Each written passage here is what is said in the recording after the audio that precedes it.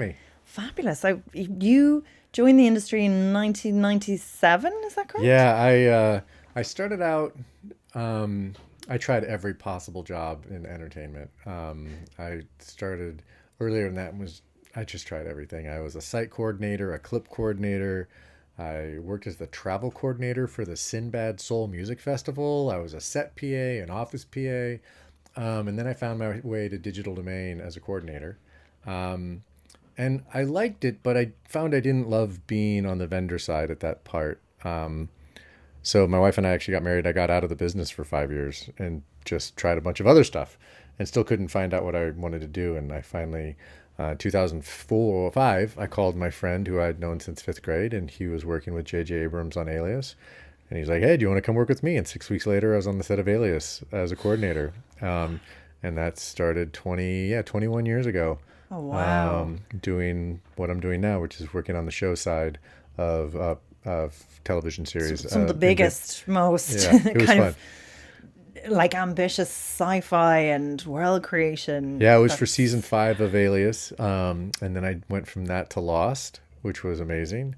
I did Cloverfield, and then I got the call to get to be a supervisor on Fringe, and wow. that kind of started my supervising career. And yeah, I hit 500 episodes of television this year Oh my over goodness. over 20 years, 21 years. So I, it's been a great ride. it's a great one and so continuous and then like in the heart of it for so much of again, like amazing sci-fi, amazing stories. Like maybe I would love to go back to earlier on in your career and talk about the the kind of skill set it took to evolve because I Mm. imagine it's not an easy gig. There was probably less people doing it back in the Yeah, beginning. there were. I had the privilege of. So the thing I like about visual effects is that I feel there's enough space for a bunch of different people's expertise in how to approach it and how to get into it.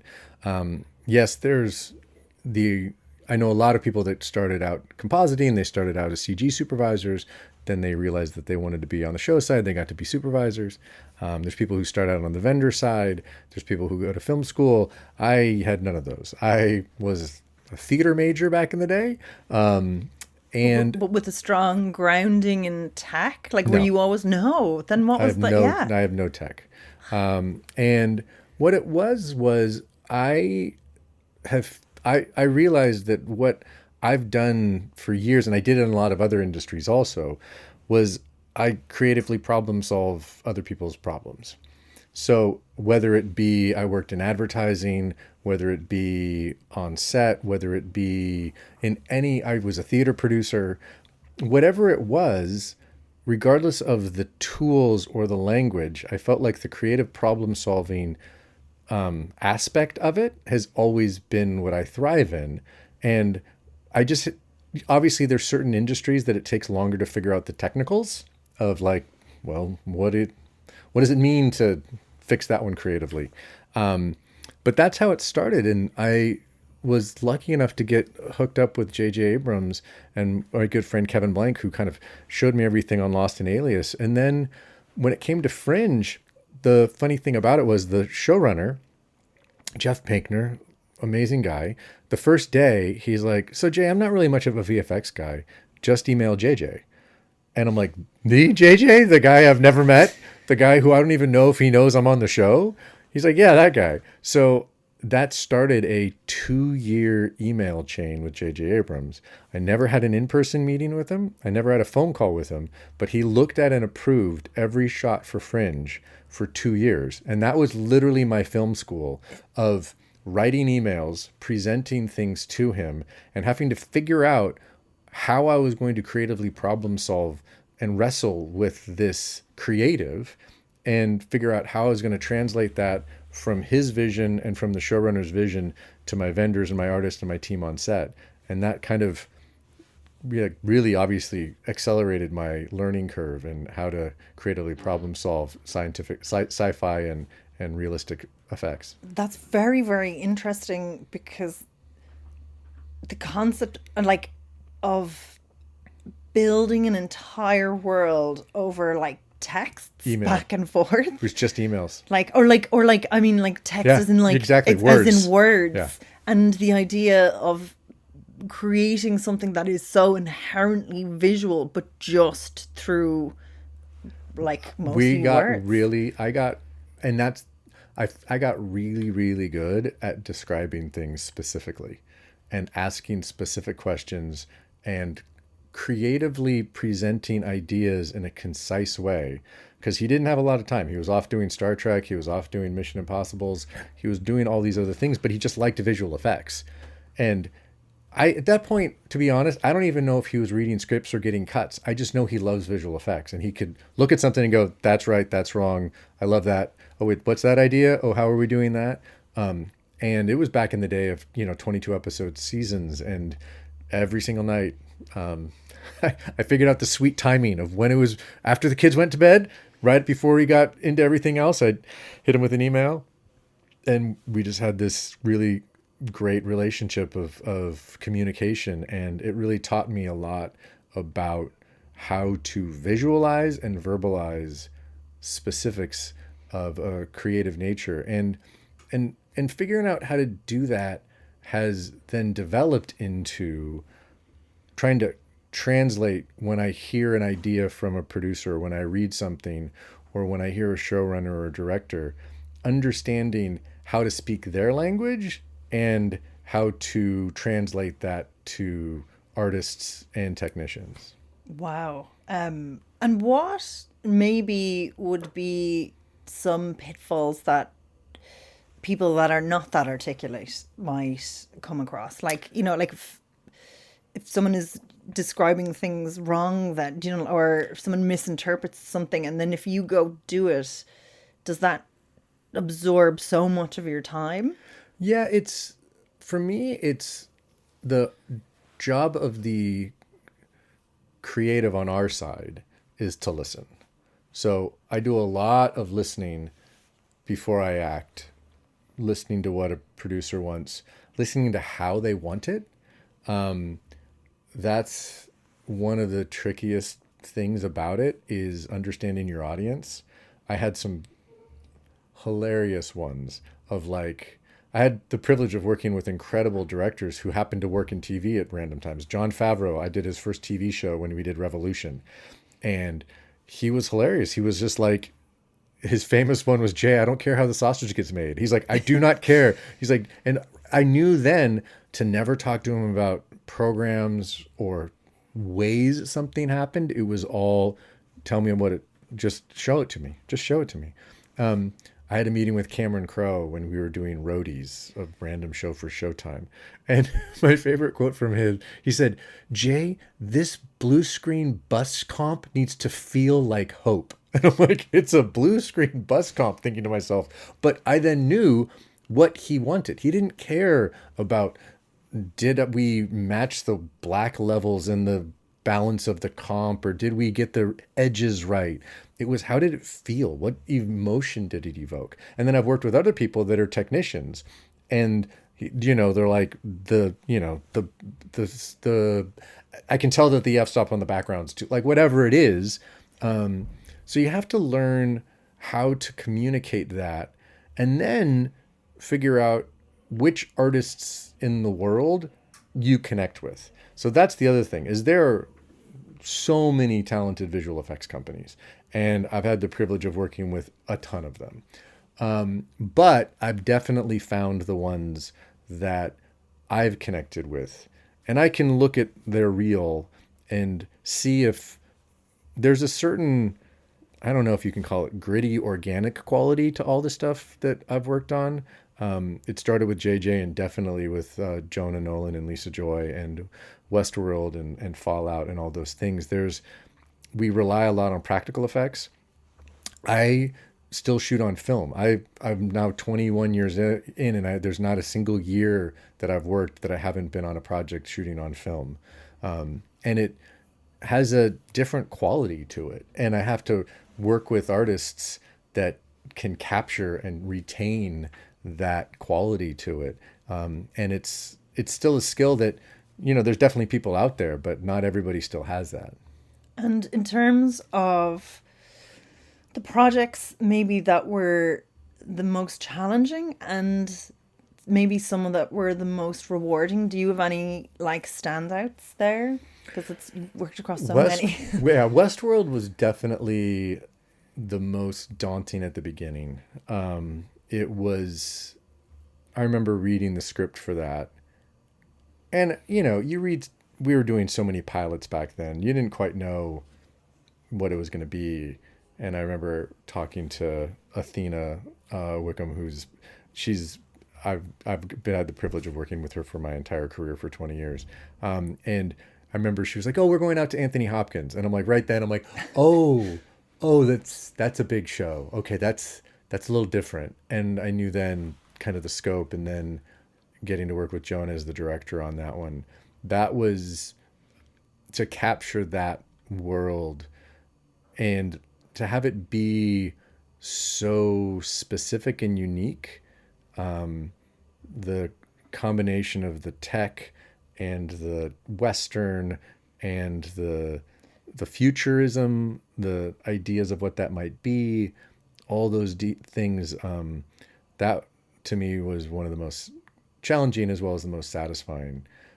Back in the day, doing broadcast television was just hard. It was just 22 episodes in 9 months.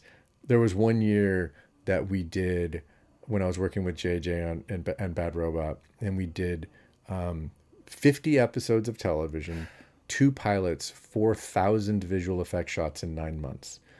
And it was like, I just look back on that. I'm like, how did we even push that much through the pipeline? So that was challenging just from a making sure, because the bar was still really high from what they had set. So making sure all the effects still met that standard. And that's really when I learned to say no a lot more.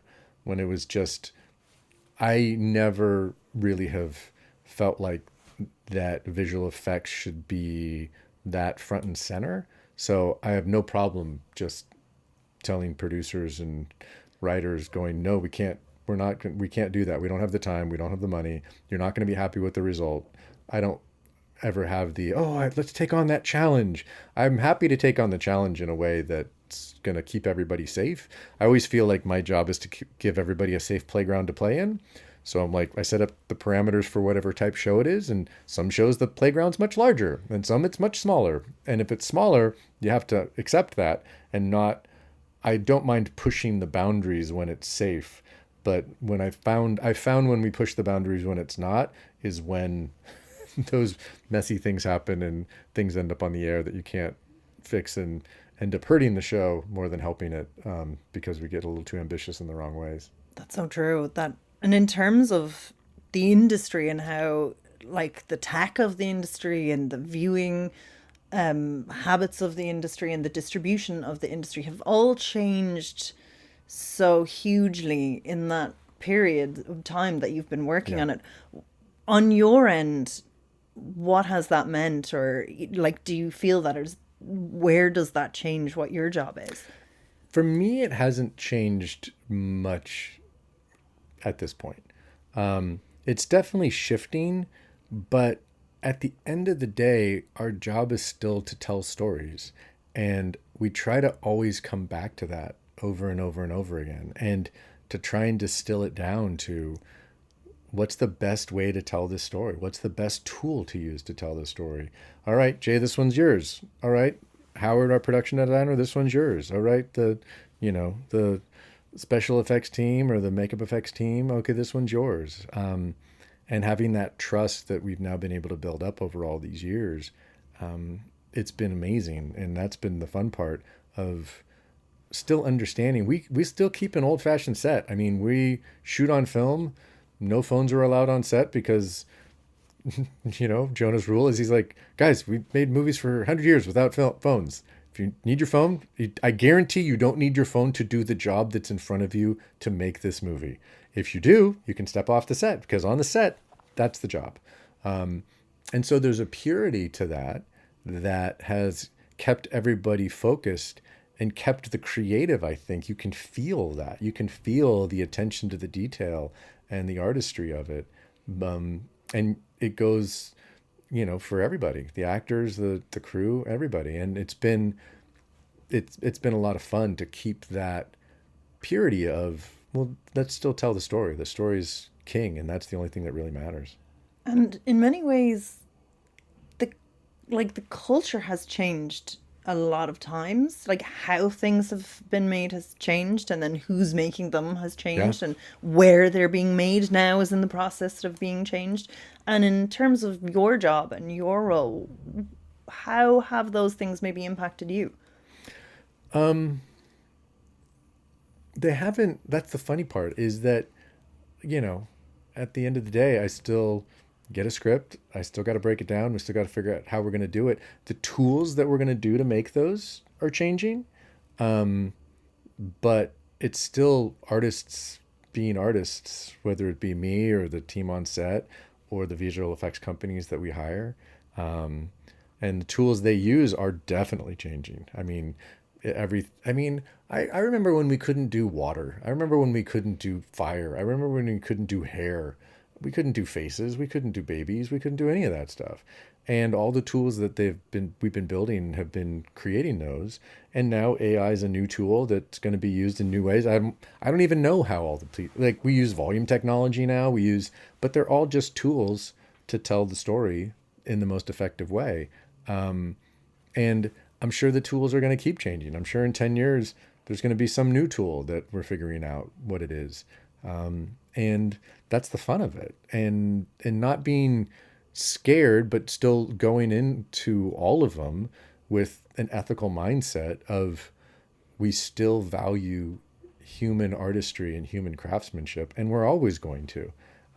Because there's, even using AI as a tool, it's still, my goodness, I don't know if you've ever played with it, but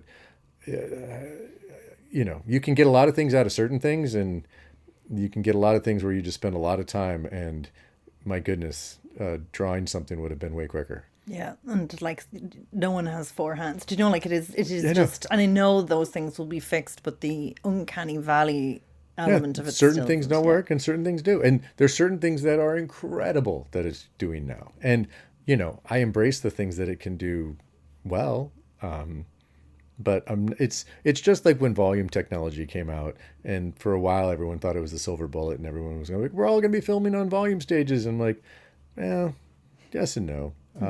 And I have a feeling it's going to be a little bit the same with this. And I think there are definitely parts that are going to be extraordinary, and the scope and scale, and some things you're going to be able to tell some stories that you just wouldn't have been able to tell before. And that's great. I'm not quite sure how all those pieces are going to filter into all the pieces that we're working right now on, for me personally. And have you felt like, I know things have been sort of, maybe not being wholly centered in LA in that same way that it was. I know, that in the States people have been working with like international vendors a lot more, and like even in terms of like funding and Yeah. co-producing and things like that. Like, do you work with people all over the world now? Do Yeah. you, like, where do you find those vendors that you like to create with? Yeah, How do you build those relationships too? it just has taken years of finding the right artists. We still film in LA, which has been great. So we did season 2 of Fallout. We did, 3 seasons of Westworld in LA. And then in terms of the vendors, I have vendors that I still work with in LA. Cosa VFX that I've worked with for years. I love working with them, that team, Tom and the gang. And then they have vendors throughout the world. So sometimes we keep them based. Our heads of departments for them are in LA, and then they have artists in Vancouver, so they can collect the rebate and be more competitive. But then there's teams like ILP in Sweden, and I loved working with them so much for so many years that I just basically allocated a certain percentage of my budget, and I'm like, okay, guys, well, I'm not going to have any of this be tax rebatable because I got to have them do a certain part of this, and I'm not going to. And Jonah has always been very supportive of finding the right creative for the right team. And if they're in a tax rebate area, great. And if they're not, we figure out still how to make it work within the bucket that we're given. And that's where my job comes in, of understanding where I find value of going, no, they're going to make this so much better. It's not that it's going to cost more, it's that we're going to allocate it correctly so we don't think of it as costing more. It's just what it costs to make it what it is. And then everything else has to fit inside the same bucket. And that's, that's the fun of it and the challenge of it. Of you never have enough time, you never have enough money, and that's okay. You can still make it work. I've always found that, if you start out right from the creative side, you can always make it work. And what are your personal favorite elements to create? Like, what are the things that you get the most Oh, that's satisfaction an when you interesting build? one. I think it's world building. I love a good creature. I love a good creature, especially weird ones like we were able to do season 1 of Fallout. The Gulper is just so weird and disturbing and amazing. And I do love like the Rad Scorpion we did this year, and all the stuff we did with the Deathclaw. There's something about just world building in general, of being able to work with Howard, our production designer, and figure out how we're going to build that world together. I think like building the beginning of Fallout for season 1, when she comes out of the vault and she sees the Santa Monica Pier, and I always like basing things on real things. So having grown up in LA, having recreating that, on the coast of Namibia was really satisfying, of giving that first moment and kind of figuring out. I think that's part of it, is when you figure out, we call it almost like finding your North Star for what the show is, and you create a shot.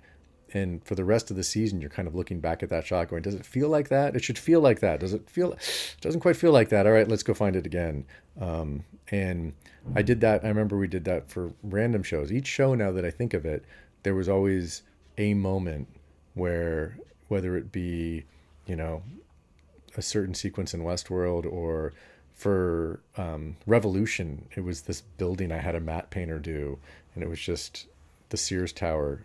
John Hancock Tower covered in ivy, and it was like, oh, there's the show, there it is, we nailed it. All right, make everything feel like that. And there's something visceral about it when you can feel whether you nailed it or not. So that's the artistry. That's your gut, your creative. Yeah, kind you of look at it and you spirit, go, yeah. that's it. That's That feels right. the tone of it. Yeah. Have there ever been moments in your career where it's hard to find that? Because again, like, it's something that is organic, or is it like, No, there definitely have been hard ones where you're just kind of, sometimes the sci-fi ones are the hardest ones. I remember there was a show, it was only on for 12 episodes. It was called Almost Human. It was a great show, Carl Urban, and it was super fun. But that one was tricky. I remember that was a fun one because there was a shot at the end of the pilot, and it was this shot that rose up over the wall, and it was basically establishing the entire look of the world. And we had a version of it, and it just didn't work. And I remember it was like we were cranking on the pilot, and JJ just sent me back. He's like, this doesn't work. And I'm like, okay, well, what doesn't work? And I listed off all of these things. He never answered me. I'm like, is it the height of the camera? Is it the lens? Is it the color? Never answered me back. I'm like, oh, goodness. He's okay. I got to figure this one out.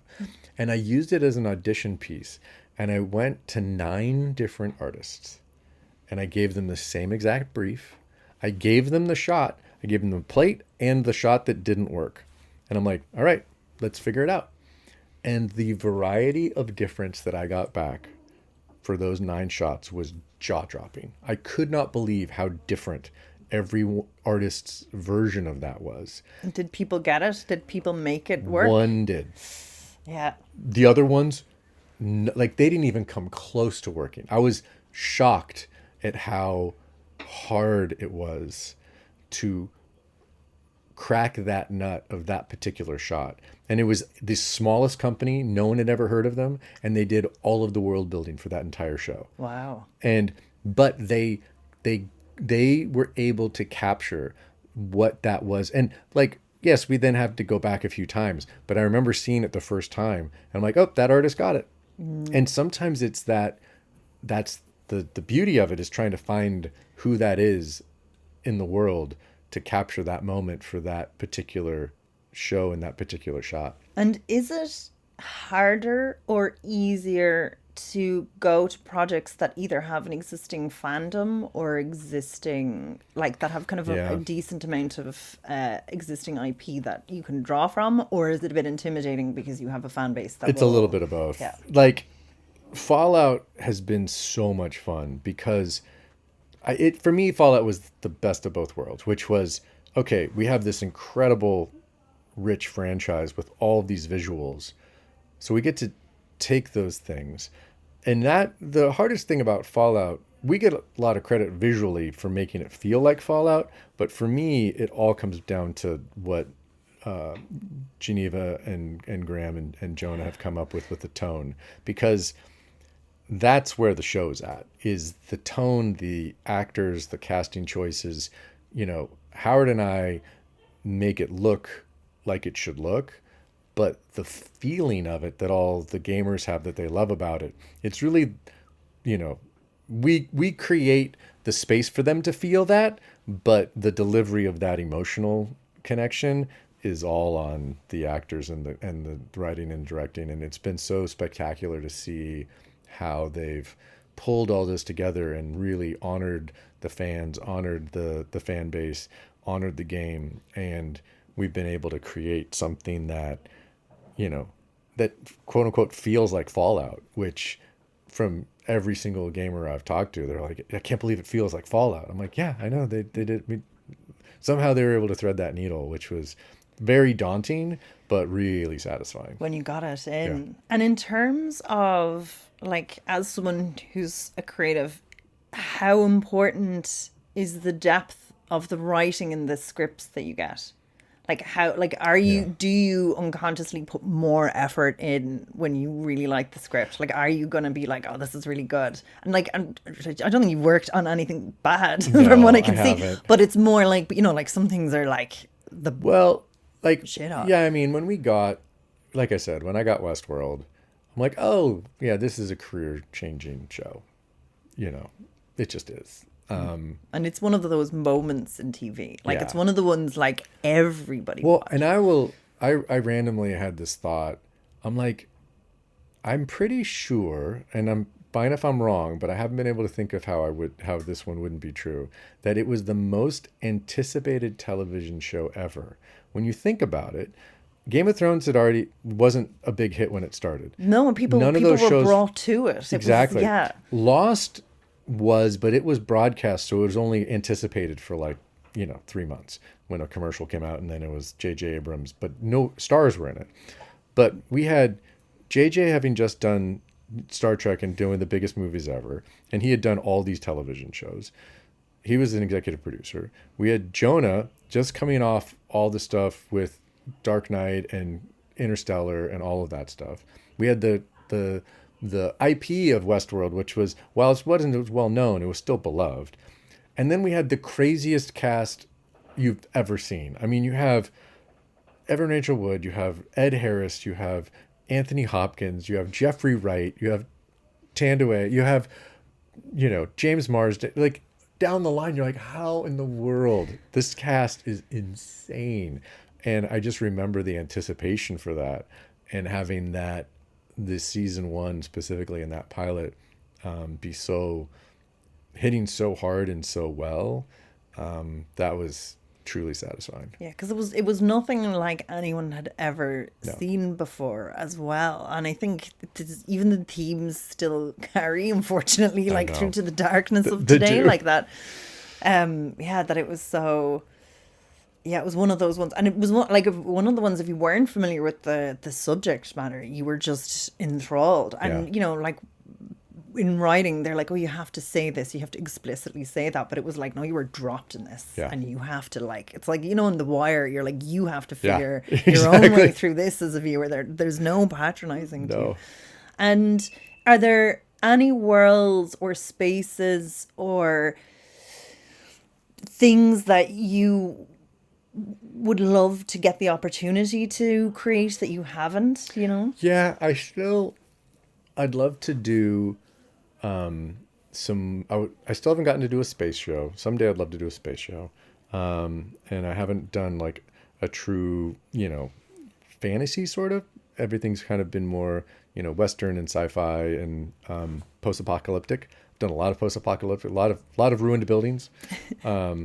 So I think it'd be fun to do something that's not just ruined buildings. I think we all need like a new Star Trek. Yeah. I kept waiting for the Orwell to come back, and I was like, they're all still out there, but I think it'd be fun to do but we'll see someday. yeah. Okay, that's next on your slate, and we look forward We'll to see. watching that one. But thank you so much for Thanks for chatting with having us. me. It's great to have you Yeah. on. Thank Appreciate you. it. Thanks. Brilliant.